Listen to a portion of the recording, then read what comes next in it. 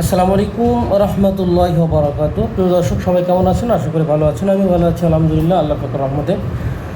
চমৎকার একটি বিষয় নিয়ে আপনাদের সামনে আবারও উপস্থিত হয়ে গেলাম।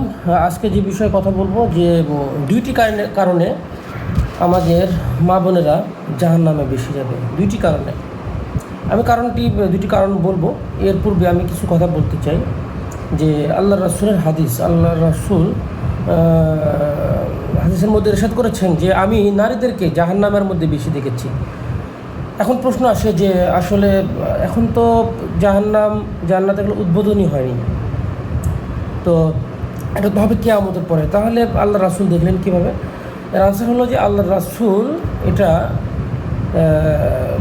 গায়েবীভাবে, অর্থাৎ আল্লাহ তাআলা একটা সিম্বল দেখাই দিয়েছেন আর কি, যে একটা ডামি যেটা বলি, এটা আল্লাহ তাআলা গায়েবীভাবে, আল্লাহ তাআলার কুদরতে আল্লাহ রাসূলকে মিরাজের সময় জান্নাত জাহান্নাম ঘুরিয়েছেন, এবং জান্নাতে এবং জাহান্নামে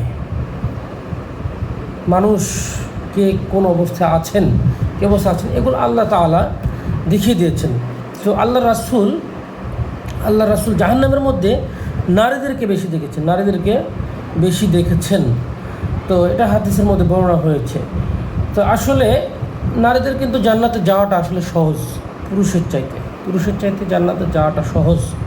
কিন্তু কিছু বদনারীর কারণে, অর্থাৎ আমাদের সমাজে কিছু নারী রয়েছে যারা তাদের আচরণগত দিক থেকে, সামাজিক দৃষ্টিকোণ থেকে, সব দিক থেকে তারা নিকৃষ্ট। তো তাদের জান্নাতে যাওয়ার কথা ছিল, কিন্তু তারা জান্নাতে যেতে পারবে না, তারা জাহান্নামের আগুনে জ্বলবে। তো একটি বিষয় আমি বলতে চাই যে নারীদের জান্নাতে যাওয়া সহজ কেন? নারীদের জান্নাতে যাওয়া সহজ এই জন্য যে নারীরা সাধারণত ঘরের মধ্যে থাকে, তারা বেশিরভাগ পর্দার সাথে থাকবে। তাদের 4টি কাজ করলে তারা জান্নাতে যাওয়া সহজ, অর্থাৎ তারা নামাজ পড়বে, রমজানের রোজা রাখবে, স্বামীর সাথে ভালো আচরণ করবে, আর 4 নম্বর হলো যে তারা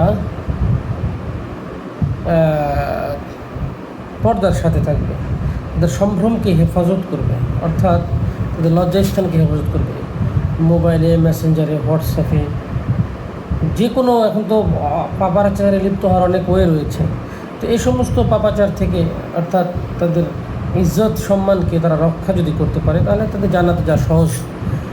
আর পুরুষদের জন্য জান্নাতে যাওয়াটা একটু কঠিন, কারণ হলো নামাজ, রোজা, অন্যান্য বিষয়গুলো তো আছেই মৌলিক। এর পাশাপাশি আরও কিছু বিষয় থাকে, হালাল হারাম তমিজ করে চলা লাগে, অর্থাৎ তারা বাইরে বের হয়, কর্মক্ষেত্রে হালাল হারাম মেনে চলতে হয়। মহিলাদের কিন্তু আসলে বাইরে বের হওয়া লাগে না, তাদের ইনকামও করা লাগে না, হালাল হারামটা বিষয়টা তাদের উপর আসে না, এই দায়িত্বগুলো আসে না। এমনিভাবে পুরুষরা বাইরে বিভিন্ন অপরাধে জড়িয়ে পড়ে, হত্যা, খুন, গুম, এই সমস্ত অপরাধে জড়িত, কিন্তু মহিলাদের এই সমস্ত অপরাধে জড়িয়ে পড়ার সম্ভাবনা খুবই কম, যার কারণে পুরুষের থেকে মহিলাদের জান্নাতে যাওয়াটা খুবই সহজ। তো 2 শ্রেণীর নারী, আমি যেটা বলছিলাম যে 2 শ্রেণীর নারীরা কী করবে, জাহান্নামে বেশি যাবে। 1 নম্বর হলো যারা স্বামীর সাথে তর্ক বিতর্ক করে, স্বামীর কথা মতো চলে না, অর্থাৎ স্বামীকে তারা ইজ্জত সম্মান, স্বামীর যে মর্যাদা, স্থান, ওই স্থানে তারা রাখে না।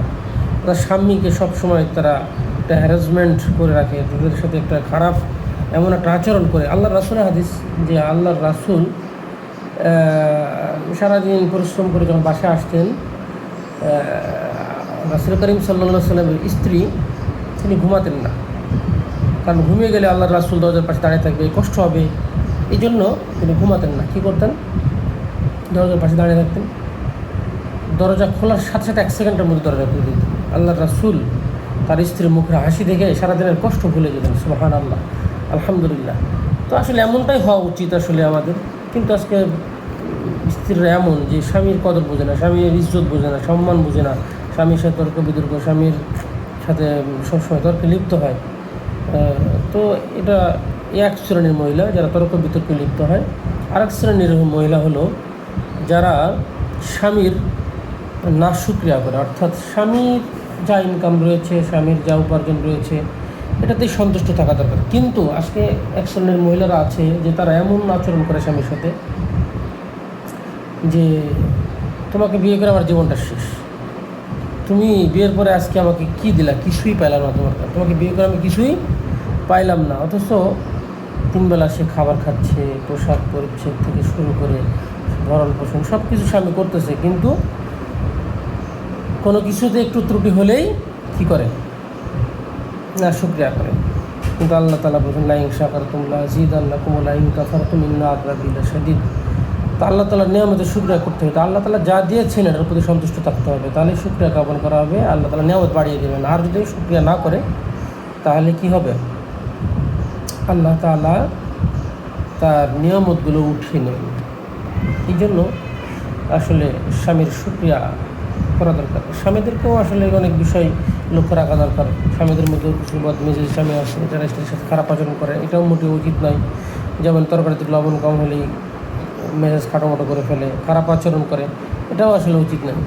তো এমনিভাবে স্ত্রীর সাথেও খারাপ ব্যবহার অনেক স্বামী করে থাকে। তো যাই হোক, আমি যেটা বলতে চাই, 2 শ্রেণীর নারী, অর্থাৎ যারা স্বামীর সাথে তর্ক বিতর্ক করবে এবং স্বামীর ইনকাম অর্থাৎ স্বামীর যে উপার্জন, স্বামীর যে ভরণ পোষণের যে লিমিট, এই লিমিটকে তারা অস্বীকার করে, এই লিমিটকে তারা সম্মান করে না, অর্থাৎ তারা বেশি বেশি চায় স্বামীর কাছ থেকে। আর যারা অল্প তুষ্টি থাকে, স্বামীর সাথে তর্কে লিপ্ত হয় না, শুকরিয়া জ্ঞাপন করবে, অল্প রুজিতে খুশি, এমন স্ত্রীকে আল্লাহ তাআলা জান্নাতের মেহমান রূপে কবুল করবেন। 4টি কাজ করলেই কি মেয়েরা জান্নাতে যাওয়ার জন্য সহজ: নামাজ, রমজানের রোজা, স্বামীর সাথে ভালো আচরণ করা, আর তাদের সম্ভ্রমকে হেফাজত করা। আল্লাহ রাব্বুল আলামিন আমাদের সকলকে ইসলামের সঠিক কথাগুলো বোঝার, মানার এবং আমল করার তৌফিক দান করুক। আসসালামু আলাইকুম ওয়া রাহমাতুল্লাহি ওয়া বারাকাতুহু।